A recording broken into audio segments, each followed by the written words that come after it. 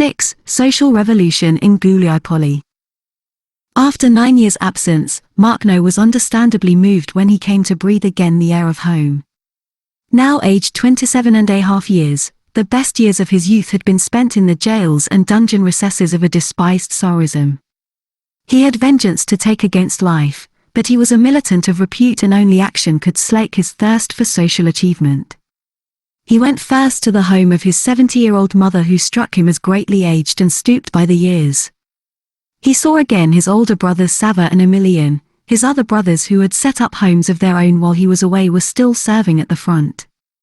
He came upon the surviving members of the Gulyaipoli Libertarian Communist Group, discovered what had become of this one and that, and made the acquaintances of the new young members of the group whose main activity consisted of surreptitiously distributing leaflets. Many peasants, male and female, showed up to greet this man back from the dead, as they called him, and this gave him a chance to gauge how receptive they were to libertarian ideas. This sampling of opinions set him at his ease, and he cobbled together a meeting with his comrades from the group. To them he spelled out his analysis of the situation, without waiting for the libertarian movement nationwide to recover its strength and start to organize itself. Anarchists ought to be in the vanguard of mass revolutionary action. His activism clashed with the opposition from certain traditional anarchist militants who were calling for a propaganda drive to target the workers and designed solely to familiarize them with libertarian ideas. He and his friends found themselves outnumbered in the group. Not that that mattered, for on no account could he make do with such a passive approach, and the urge to act, suppressed over so many years, was seething inside him.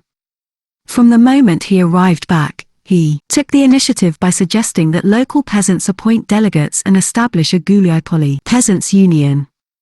Some days later, on March 29, 1917, they did precisely that. The union represented most of the commune's peasants and in the ensuing days was to embrace the peasants from the district and then of the whole region.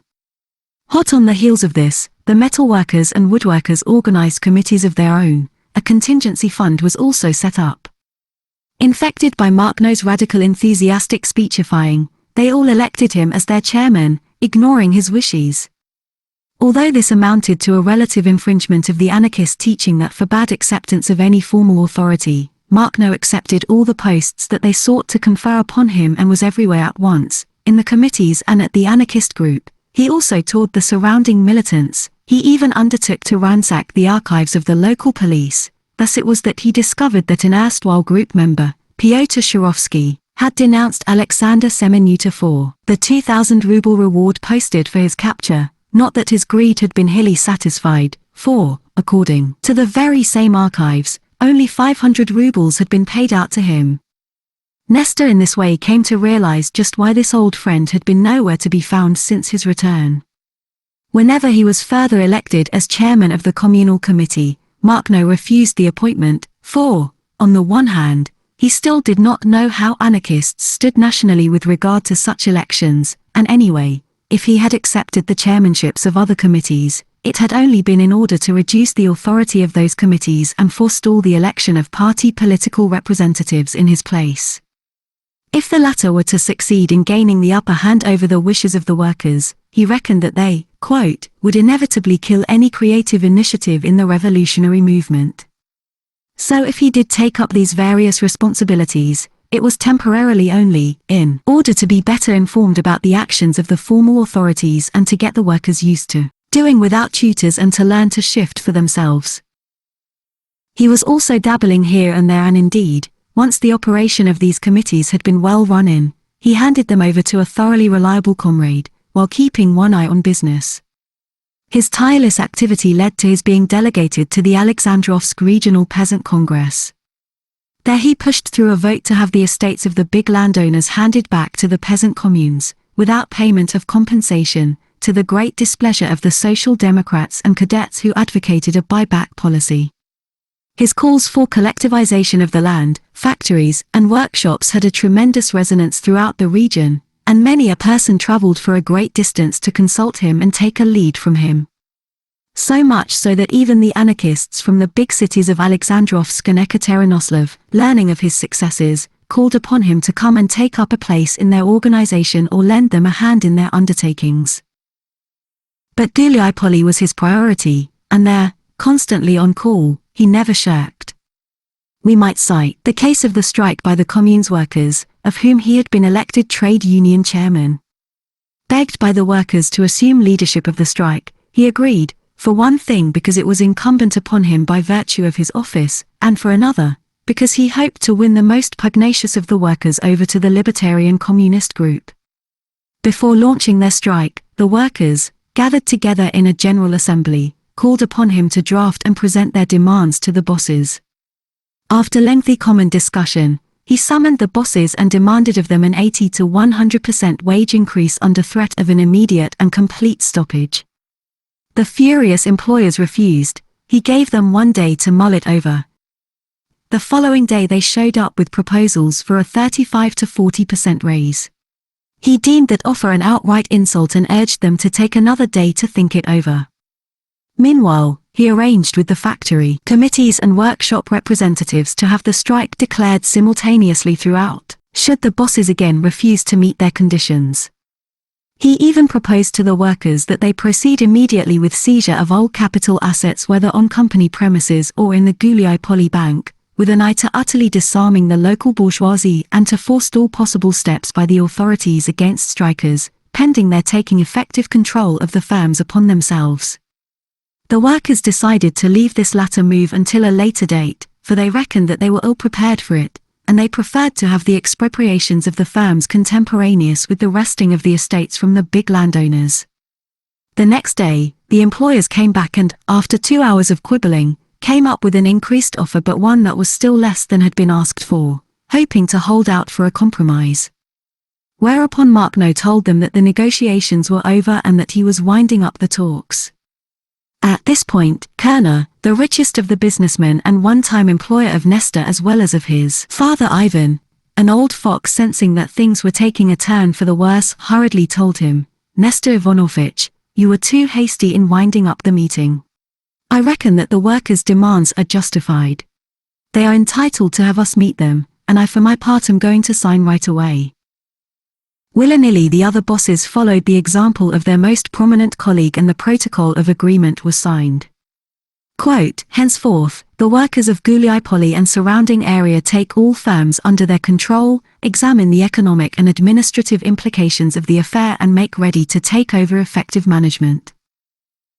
Incidentally, Makhno and his comrades disarmed the local militia and rescinded their powers of arrest and search and reduced them to the role of town criers. Then they assembled the Pomieskis, confiscated title deeds and on that basis, conducted a precise inventory of all these landholdings. It was at this point that the region's peasants refused to pay the usual farm rents to these landlords, hoping to recover the land from them once the harvest was in, without quote, bandying words either with them or with the authorities which looked after them, and then to share the land out among all, peasant or worker, desirous of working it. In view of all these moves and of the positive results that flowed from them, Makhno was startled by the smallness of the anarchist movement in Ukraine and in Russia, whose militants were quite numerous at several tens of thousands but ultimately rather passive compared with the left-wing political parties when not swept along in their wake. Indeed, the majority of anarchists were content to peddle libertarian ideas and notions among the working population and simultaneously to organize communities and clubs. Makhno found all this very regrettable and he deplored their failure to organize themselves into a powerful all-Russian movement capable of espousing a shared tactic and strategy so as to play an active part in the movement of the revolutionary masses, thereby shaping events and linking up life and activity in towns with those in the countryside. Only thus, he reckoned, would it be possible to keep the social movement on course for libertarian communism. All his life, Makhno was to regret the chronic disorganization of anarchists and its baneful impact, for all their numbers and good qualities, their inability to work to make hard and fast reality of their schemes of emancipation. He was even to attribute the failure of the Russian Revolution and of the libertarian movement to this grave shortcoming. For his part, Makhno feared nothing in that year of 1917 and carried away by the sort of faith that moves mountains he contributed to the most radical, most daring ventures. On August 29, 1917, General Kornilov's thrust towards Petrograd, intent upon overthrowing the provisional government of the socialist Kerensky and establishing a strong authority, accelerated events. A committee for defense of the revolution was hastily set up in Guliapoli. Chairmanship of it was entrusted to Makhno. As he was simultaneously chairman of the Peasants' Union, which had now become a Soviet, he had to divide his time between the two tasks.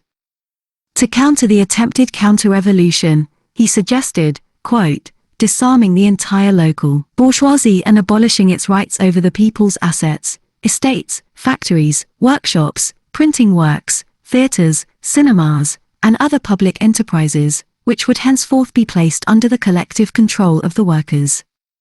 The Defense Committee accepted his proposal. However, as Kerensky had managed to ding to power, the balance of forces did not make it possible to implement every decision made. For the time being, the peasants made do with withholding rents from the landlords and with assuming control of the land, livestock, and machinery. Only several huge estates were collectivized, some farming communes, made up of landless families and small like-minded groups settled on them. Each commune numbered about 200 individuals. There was a huge number of communes dotted around the whole region. Let us look more closely at the ones that Makhno personally organized in the former German settlements of Niefeld and Klassen. These libertarian communes were founded upon the principle of equality and fellowship among all their members, male and female. Cooking and dining facilities were shared, although any individual could see to his own meals provided proper notice was given. Everyone rose early and set to work right after breakfast. In the event of absenteeism, the commune member would let his neighbor know so that a replacement could be found. The work program was arranged by common consent at general assemblies. Farming was not the sole activity, there was also craft production and even a machine shop. As a member of one of these communes, Makhno helped out with the work on 2 days a week. Come the planting in the spring, he helped with the harrowing and sowing. The rest of the time, he busied himself about the farm or even lent a helping hand to the mechanic at the electricity station. At this point he was living with a companion, Nastia. All of the participants looked upon this free communal lifestyle as the highest form of social justice. Certain landowners came around to that way of thinking and set about working the land for themselves. Indeed, it was left up to the former landowners to choose whether to take an equal share in the commune's lifestyle and work. From Viktor Kravchenko, the future sensational defector, we have a description of yet another libertarian commune set up in the same area, near Korbino on the Dnieper. Kravchenko's father was one of the promoters of this commune, which was named Nabat, the Toxin. It was comprised of about 100 worker families from Ekaterinoslav who had settled on the central portion of an old estate. Comprising 200 hectares of wheat land and some orchards, as well as the seigneurial home and its outbuildings. Vctor Kravchenko's father had refused to join the Communist Party for he had no taste for dictatorship and terror, he bluntly confessed, even if these were wrapped in the folds of a red flag, and so he wanted to remain free and to struggle on alone for a better world. The settlement proceeded with the agreement of the local peasants who had divided up the remainder of the estate, which reads as follows. The local Soviet, endorsing the initiative, had divided up the estates. It had also provided the provisions and livestock needed to complement what was left of the assets of the former owners. In the towns, industry had ground to a virtual standstill due to lack of raw materials, and food rationing was so strict that people were all but dead of hunger. So the flight to the land, which held the promise of well-being for everybody, had been well received. The wish to appease certain intellectual urges had also prompted many to throw in their lot with us. Many men, in fact, burned with the desire to put into effect, within the narrow parameters of a cooperative farm, some of the theories that had been the stuff of their dreams over years of revolutionary fervor. The Toxin, they told themselves, would ring out as a constant reminder of the ideal of brotherhood that seemed to have been forgotten. Completely in the tumult of the fratricidal war in which the communists, with their Cheka, were carrying out mass arrests and wrongly shooting folk on the most absurd pretexts. To the farm workers the urban workers brought the energy of despair. Of course, above all else, they wanted to be able to feed their loved ones, but they also sought to justify the sacrifices they had made in the past for their cause. The local peasants made fun of these city workers turned farmers. "We shall see," they used to say with a wink of the eye, "how these communists shall work our land." At bottom such teasing was without malice, it was, rather, symptomatic of friendly interest. Many peasants hastened to advise us and to help us every occasion that they had the chance. Far from resenting our experiment, they looked upon it like good neighbors, with sympathetic interest. More than once, when we were overloaded with work, they supplied us with precious assistance, and it was they who made a success of our first year. End quote. Later this commune was to fold. A victim of events, the idyllic dream of cooperative enterprise was to dissolve in discord and bitterness, or even in dismal despair, with commune workers quitting one after another. The work of the Gulyai Soviet's procurement section was remarkable also. It established contacts with the textile factories in Moscow and elsewhere, with an eye to arranging direct barter with them. Despite hindrance from the quote new powers that be at the center, Bolsheviks and left SRs in coalition, diehard statists to a man who could not tolerate barter between the towns and the countryside unless channeled through state agencies, two trade-offs were arranged: several wagon loads of wheat and flour, against wagon loads of cloth ordered by the Soviet's procurement section. It was not a question of simple barter of goods of equivalent value, i.e., of circuitous commercial dealings. No, this was an exchange of goods in quantities that varied and determined only by the stated needs of both parties. It is also interesting to learn how dealings between the commune's different committees and the delegates whom they appointed were handled. These delegates, did they not become bureaucrats jealous of their prerogatives, uncontrollable and thus unaccountable, as has often been the case in history? The quote Leon Schneider case is a perfect illustration of the control that the committees sought to exercise over their elected or appointed officers. Schneider was a militant of a local anarchist group, delegated by the Metalworkers and Woodworkers Committee as their representative to the Ekaterinouslov Departmental Soviet of Peasants, Workers, and Soldier Deputies. His task was to oversee the supply of iron, cast iron, coal and other vital raw materials to the factories and mills of Gulyai. Schneider, contaminated by the quote bureaucratic atmosphere, neglected his duties, and when called to account over the tardiness or absence of supplies, his answer was that he had no time to bother with that anymore, that the Departmental Soviet had assigned him another duty, and he invited the Gulyai Committee to appoint someone else in his place. He then received a telegram hinting that he should return to Gulyai forthwith to render an account of his stewardship, otherwise, two comrades would be dispatched to bring him back. Suddenly more solicitous of his rank and file, he went back, delivered his report and was sent back to his workbench in the Kerner plant. Mortified he was to seize the earliest opportunity to avenge himself, as we shall see. As for Makhno's role, at this time it is hard to get the precise measure of it. For all his offices and intense activities, he was regarded only as a sort of number one advisor, which is to say his advice and opinion were forever being sought but were not automatically adopted, far from it, either in the anarchist group, where he was often challenged, especially by the younger members, or in the Soviet, or indeed on the Committee for Defense of the Revolution. In short, his responsibilities were enormous but his power small. In that he was indeed the consistent libertarian militant. However, dark clouds were gathering in the blue skies of revolution. First of all, there was the Bolshevik coup d'état in October, with which the left SRs threw in their lot, the aim being to monopolize power, supposedly on the Soviets' behalf. Then along came the anti-Bolshevik rebellion by Kaledin, the ataman of the Don Cossacks, and that of the Ukrainian nationalists who aimed to drive out the Katsapy, Russians, and above all challenge all of the social changes made by the revolutionary peasants. Faced with this situation, the Gulyai Soviet decided to come to the aid of Alexandrovsk, which was threatened by the troops of the Central Council, the government set up by the Ukrainian nationalists. That decision faced the local anarchists with a problem, for it had them support governmental forces here which, even if they were of the left, were nonetheless potential enemies of the masses' autonomy. Makhno reckoned at the time that, quote, as anarchists we must, paradox or no paradox, make up our minds to form a united front with the governmental forces.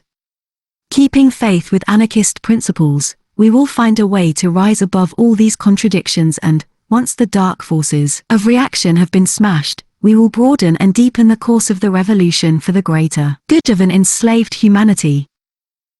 On January 4, 1918, a detachment of some 800 to 900 men was formed, some 300 of whom were members of the Gulyai anarchist group.